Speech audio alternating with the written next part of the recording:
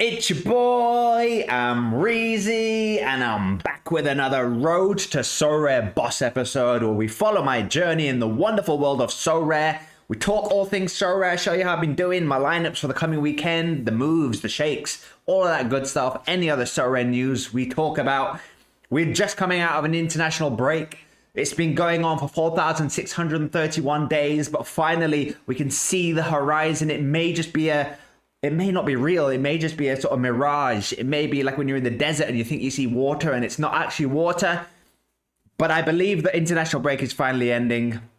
Shiny cards have been revealed. If you want to see what shiny cards I got, I made a video where I reveal my shiny cards. You can go check that out. It's on the channel. Also, every Monday, I do a fantasy football episode where we talk Sorare and the Premier League and any other leagues you want to talk about, really. It's a live Sorare chat that we do every Monday. And this Monday coming up after the weekend of football, our guest will be Royal Ivy, fantastic content creator out there. So if you want to see that live chat, it'll be around 8 p.m. UK time on Monday after the Premier League football. We'll review all the Premier League games. We'll chat to Royal Ivy. We'll get to know him a bit better, talk about Sorare, all of that good stuff. And you can join us live for that. If you can't join us live, it'll be on the channel forever. So join us on Mondays. I'm trying to create a bit of a regular schedule on the channel here. So Monday will be fantasy football. Thursday, Road to Sorare Boss. And then Friday, I'll be doing an MFL video, Planet MFL. So if you're into MFL, that'll be every Friday. So we're trying to create a regular schedule on the channel. Let's see if we can stick to it. So how's Sorare been going? We got shiny cards. We didn't get that many. We got 4. I'll show you my new cards in a bit. But let's start off by probably just looking a quick glance over the international break to see if there was anything we got. Anything. Right, gang, here we go. This is a little quick look over the international break. And I will just say for newer managers out there, don't feel like you have to play every Sorare competition. And if it's an international break, you've not got international cards, don't go breaking the bank just to try and get international cards. Like, it's okay to miss game weeks. I know it's like, I have it too. I have this itch to want to play every single Sorare game week, but I mean, like, if it's gonna break the bank, if you're gonna be if you're gonna buy cards that then don't do well and then you're gonna really regret buying them, the feeling of regret afterwards is way worse than the feeling of just missing a game week. So I've never taken an international break seriously. I've never really gone out and bought cards just for the international break, mainly because the scores are huge in the international break. You'll see loads of managers with the same players. Everyone knows players like, Modric, Croatia, those kind of players, Haaland in Norway, where like they have one player that's really good and they're star of the country and they always play and always score really well. So like, Haaland will do really well in the international breaks, but if you'd have bought one for this international break, then you might have the Premier League weekend and you might be like, he's not the best scoring Premier League striker. So yeah, there's international breaks. The scores are really high. They're also really random. Random players get dropped. Random players get rotated. It's really hard to predict. So I just put out the best I can, what I have available. I never sort of go out of my way. And if you're brand new in Sorare, I wouldn't stress about international breaks. I would just enjoy the rest. Do your scouting for when the other leagues come back, the regular leagues that you're got hot streaks in or those kind of things. Focus on that and put out what you can in the international break. So I have one international goalkeeper, one kind of playing goalkeeper, and he plays for Colombia. He's the Atlas goalkeeper. So I put him in this lineup, and I knew that the goalkeepers weren't going to be playing my other lineups. So I didn't really get much. People like Rafinha didn't do well. Harry Wilson. Wales only won 1-0, which I thought they'd do a lot better here. Caicedo randomly didn't play this game. This is what I mean about the international break. Don't go crazy trying to get cards for this, because you might put someone like Caicedo in a team and you think, okay, he's usually Mr. Reliable, but then he doesn't play. And then João Pedro didn't do much this game, but then did something the other game. Estevao scored this game, so it's just so random. Think of it also as building XP. I'm building XP on all of these cards, so that will help me in the competitions I take more seriously. So that was game week 6. Game week 7, again, I had goalkeepers that didn't play, but XP building on all of these cards here who are usually big hitters for me in other leagues. Cucurella had a fun international break. I am not looking forward to working out which one of these players plays. I did have Erling Haaland in the common, So I got some joy out of that ridiculous haul from Erling Haaland, but Zinchenko and Pedro Neto and Paquetá all decided to let me down there. So that's a brief little look at the international break for me. As you can see, that's 3 game weeks where I didn't, what did I win? 100 essence, which again, 100 essence, better than nothing. 100 essence here, 100 essence here. So DMP goalkeepers, and I'm still able to get 100 essence, 100 essence. That's 2 arena entries. You can view it like that. So, you know, it's still worth putting out a lineup because you might like this. I had a DMP goalkeeper and a 19 score from Aramburu, but everyone else did quite well. So we got 100 essence. So, you know, take what you can from the international break. Don't stress if you're new and you're not doing that well in the international break. Concentrate on your priority leagues.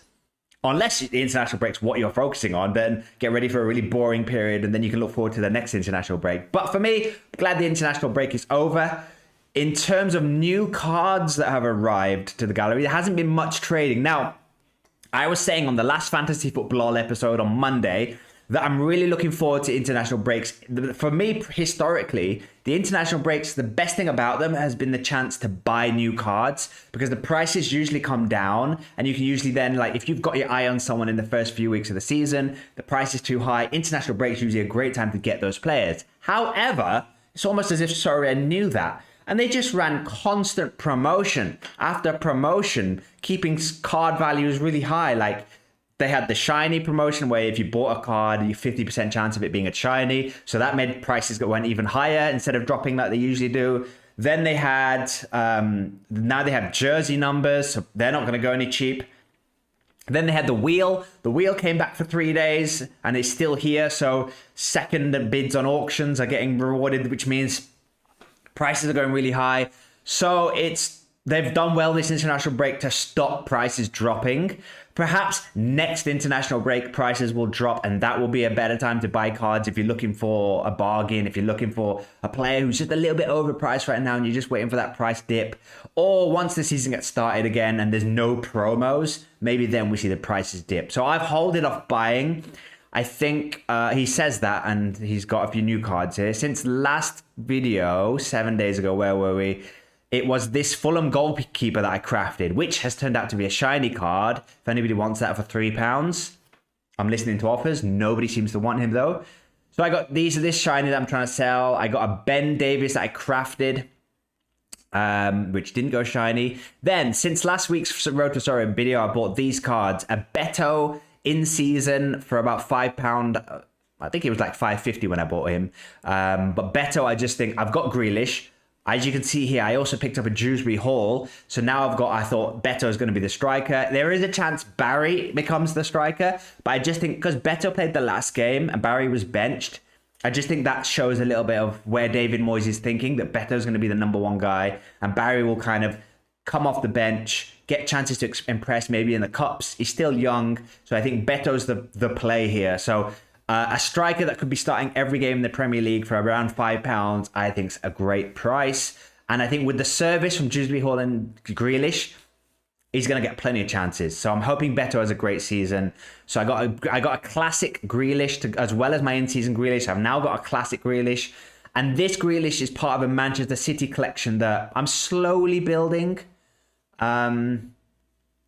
It's not the biggest collection, but that Grealish card pushed it up to 2%, as you can see here. I've now just hit 2% because of that Grealish. I've got a Kyle Walker, Grealish, Foden, and Julian Alvarez. So I thought getting a Grealish in from this particular season was the only Grealish classic I wanted because he gets a 2% bonus now. So again, I really am backing Jack Grealish a lot this season. So I'm going to get a classic so that I can play basically 2 Grealishes in my Premier League in-season lineups, because I was looking at my gallery and going, I've not got that many classic smashers. I've got Palmer, I've got Cunha, who's now injured, and I've got a few other Chelsea players like Caicedo and Enzo Fernandez in classic. But I just thought, I have got Declan Rice, I've got Foden. But again, Foden this season is not looking like the classic card he was last year. Declan Rice, on his day, is good, but if they have a tricky fixture, I kind of wanted another one. So I think Grealish is a fairly reliable pick most weeks because they don't have European football, so he should play every single Premier League game. He doesn't have that rotation risk that the Champions League teams have, so I got a second Grealish card, basically. I traded him for a rare card that I wasn't using. A Konza, I think Ezri Konza card, who was worth £6. Grealish Classic was going for about £6. So it was like a fair trade in terms of value-wise. I then got David Brooks because I knew I was going to get Evan Nielsen. And I was kind of thinking I might go for a bit of a Bournemouth stack. I'm thinking Chelsea and Tottenham stacks I'm going for as the kind of Champions League teams. Then I thought I want two teams that aren't going to play European football who are a bit more budget. So I'm going Everton and I think Bournemouth, although I've only got 2 Bournemouth so far. I would like a Semenyo, I would like a Truffert, and I would like the goalkeeper Petrovic. I want Petrovic in Classic from a Chelsea collection I already have. So that would make a nice little Bournemouth collection. So I got Brooks and he went shiny. He was one of the shiny cards I got. So I'm trying to sell him. If I don't sell him, it seems like nobody wants these average shiny cards. I did think maybe the shiny competition, if you get average cards in shiny, it's a good chance to sell them on and make some profit. But then I realized in the shiny competition, you can only make one lineup. So if you're playing that competition, are you going to want a card like David Brooks? Probably not. So I doubt I'm going to be able to sell him. I'll keep lowering the price a little bit. And then if we can't sell him, we'll keep him. And it'll be a Premier League in season. He has been starting this season. This is why I got the card. He's been starting all 3 games of the season so far. And what I was really encouraged is this score against Tottenham, where no goal involvement, but he still puts up a 65. That just shows me the way Bournemouth are playing this year. Look at his passing. He's making a lot of accurate passes, 11 accurate passes, 5 passes into the box, which is always good. He's also getting involved defensively. So I just think, could this be David Brooks' season? Could we see a bit more better scores? For the price I paid, I think I paid like £2 or £3. And no, I didn't. I traded him for another card I didn't want, actually. So I didn't even buy him. I just think he might be worth it. So he's a budget pick. And also, he could just boost my Bournemouth collection if he doesn't turn out to be a good card. Dewsbury Hall, I'm very excited about. I watched the last Everton game. He looked incredible. Him and Grealish are just linking up so well. They look like they've been playing with each other for years. So I was really encouraged by that. So I got him. Evan Nielsen, again, I think I've got a good feeling about Bournemouth. Always seem to be a lively team. Good budget stack. On their day, when they have an easy fixture, great team. And then I didn't trade. I got this card for as cheap as you can, basically. Jesus Garza helps with my Tigres collection. A young midfielder / defender for Tigres. I've got a whole bunch of these Tigres cards, so he helps with that collection. Right. They are my new cards. Let's now finish this week's video by looking at my lineups for the coming weekend. Okay, here we go. Game week 9 is upon us, which has felt a long time coming if you've had a fairly quiet international period like I have. And we've got some new competitions here. Now, I am not going to be going for the shiny competition because I didn't get good enough shiny cards. I didn't really want to go out and pay over the odds for shiny cards. I just thought my shinies will be better in the 2 Chelsea ones I got. They're going to be better in my Premier League in season, and the other 2 aren't good enough really. So shinies, I'm not going to be taking seriously. I'm also not really taking the championship one seriously. Like I said, just because Sorare has a new competition doesn't mean you have to, drop everything, forget about all your planning this season and just go for the new thing. So sure, go for the championship if you want.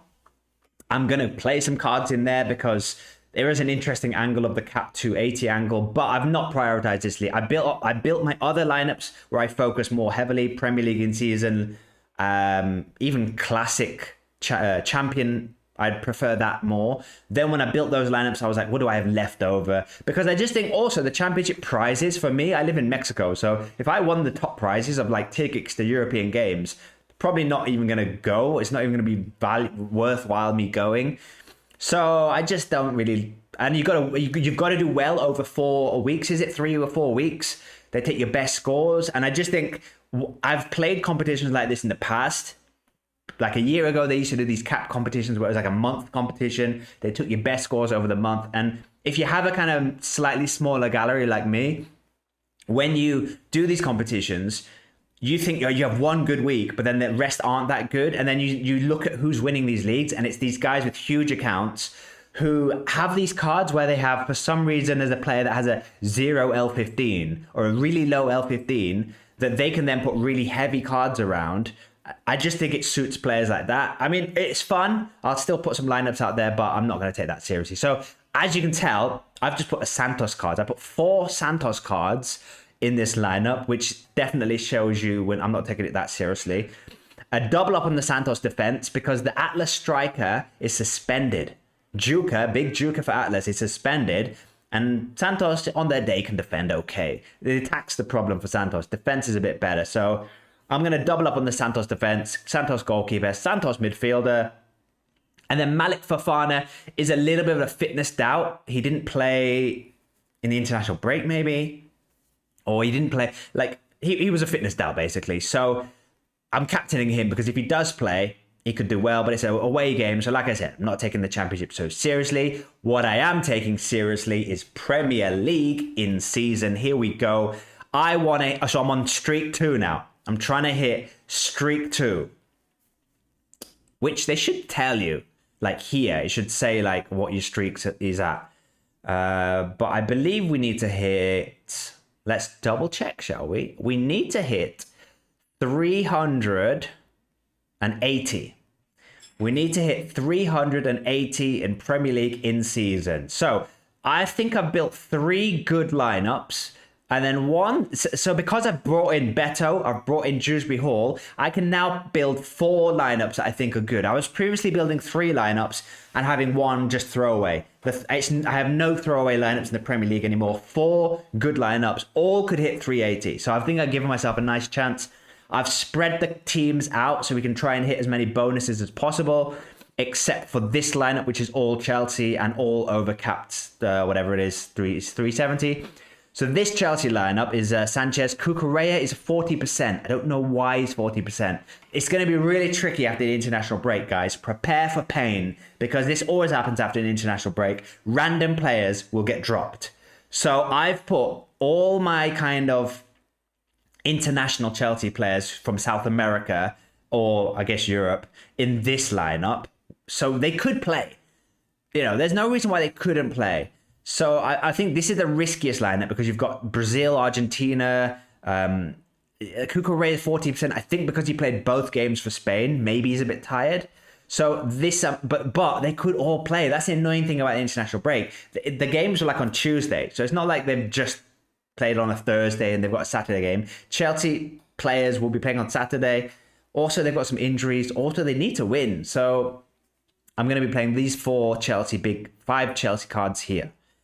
This lineup, Gabriel, Evan Nielsen, Dewsbury Hall and Grealish. So I'm going off for the Everton double up here. Captain in Grealish. And Dean Henderson from Crystal Palace. Sunderland at home. So that's a really nice fixture. So I like Dean Henderson. Gabriel, home game for Arsenal. Everton, home game against Villa. Evan Nielsen, home game against Brighton. I could see all of those guys doing well. Come on. This lineup, I'm going for the Spurs defense, Vicario and Porro. West Ham away is a bit of a hard game to predict. But I feel like even if they don't keep a clean sheet, Porro is still a danger. He takes set pieces. Vicario makes lots of saves. Who knows? Then I'm going for another Everton double up, Grealish and Beto this time. Beto at 60%. You know, it's a risk, but surely Beto plays. Surely. And I'm not going to captain Grealish in this lineup. I'm going to captain João Pedro. A little bit of a risk again. Played for Brazil in the international break. But with these decisions, you can't go, all right, I won't play any players that played in the international break. Because most of them will play. You just have to hope you get a bit lucky. Hope the ones that, say if some of them don't play, I just hope that they're in the same lineup. Like maybe Enzo Fernandez and Cucurella. If they don't play, at least they're in the same lineup. Whereas I hope these guys all play. And then my last Premier League lineup is going to be Ollie Watkins and Morgan Rogers. Both, well, Morgan Rogers particularly, did really well for England. So confidence should be high with Rogers. Hoping he can keep that going into Villa because I've not seen anything from Watkins and Rogers so far. It's been dreadful. So I hope to see something. Villa need to wake up. I hope the deadline day signings as well. Give them a bit more creativity. Harvey Elliott, Jadon Sancho.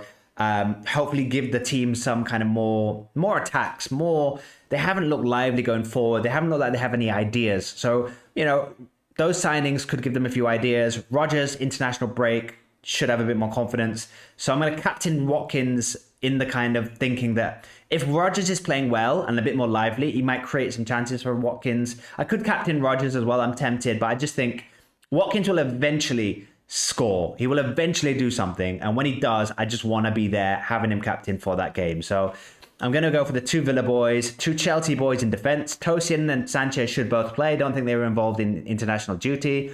So they should be nice and fresh.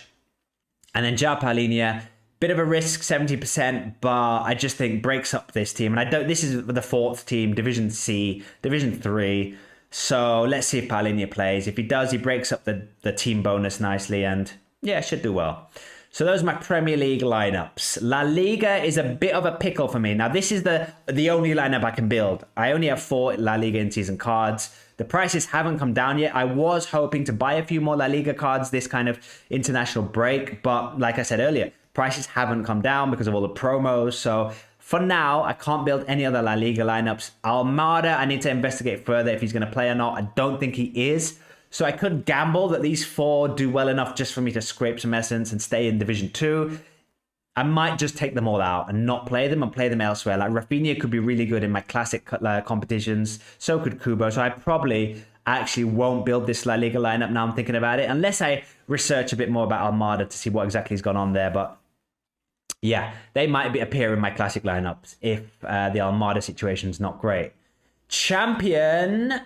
We're back in Crystal Palace a lot here. Crystal Palace have got Sunderland at home. Brilliant fixture for Crystal Palace. We've got the defenders there. Mateta captain here. Everton, we're still back in Everton here. We've got classic cards, Everton and Dai and Beto, captain and Dai. We've got some Arsenal cards, Declan Rice and Eze. Eze could get his first start for Arsenal. Could have fun against Forest. Barcelona roulette in midfield. I need to investigate if Dani Olmo will play. If not, maybe we go for one of the other boys, but it's always hard to predict the Barcelona midfielders. So we need to do a bit more research there. Torres as well. Could be Lewandowski, could be Torres. So this Barcelona could ruin me in this lineup. We're back in Spurs here, and I think we've got 2 West Ham in another lineup. Ruben Loftus-Cheek. Shout out to Ruben Loftus-Cheek. He's been doing quite well for AC Milan lately. I've got his Chelsea card, so I'd like to see him kick on at AC Milan, get some form together, stay in that first team. If he can, he could be quite a fun, kind of classic card to play in Champion. Here's the West Ham boys we were talking about earlier. Barcelona defense, always a risk when you back the Barcelona defense. Always could let you down, but, I've put them with Matt Sells. This is the kind of worst lineup. Arsenal away, just hoping for lots of saves there from him. Under 23s, I have taken a bit more seriously this week. We've got Obed in goal, our 1 under 23 goalkeeper, so we can make 1 serious under 23 lineup. Malo Gusto, I'm playing him in defense because I'm thinking if anyone's going to get rested after the international break, it will be Reece James. He's played 2 games for England. He's due a rest. Chelsea will probably rest him, I would guess. So with that in mind, I think Malo Gusto gets a game. I've gone for Madueke as captain because I think Madueke is a really streaky player. There's a lot of talk at the moment about were Chelsea right to sell him? Have Arsenal got a really good deal here? All the chatter when Arsenal signed Madueke was, why have they bought him? They've spent so much money. What a waste. Now it's, have Chelsea made a mistake? Is he the best player ever? I think Chelsea fans know Madueke is a very streaky player, and the problem with him so far in his career has been consistency, keeping good form going for more than 3 or 4 games. So I'm not surprised to see him do well for England. I'm also expecting him to have a dip in form at some point. But for now, Saka's injured. He's confident. I'm expecting him to do well. So I'm going to captain him against Forest. Just because I know what he's like. He's a confidence player. Confidence is high at the moment. And I will fully expect him in a couple of weeks for that confidence to stop and the scores to come down. But for now, Madueke could be a fun little pick there. 2 Monaco boys. They've got a nice away fixture against Auxerre. Quite a good fixture for Monaco. Yanni Stukers has been in fantastic form this season. I usually would captain him in my under-23 lineup. Look at his form so far. 88, 74, 40, and 77. These are the 4 games this season. We're building New York City, baby. We're building New York City skyline. So I would usually captain him, but he's got Anderlecht away. So I'm not going to be captaining Stukers, but he's in the team. He's chipping in. And then Santiago Mourinho, tricky fixture for him, but he scores again. A bit like Yanni Stukers. Santiago Mourinho scores have been fire. Not a great score last game. Let's not look at that.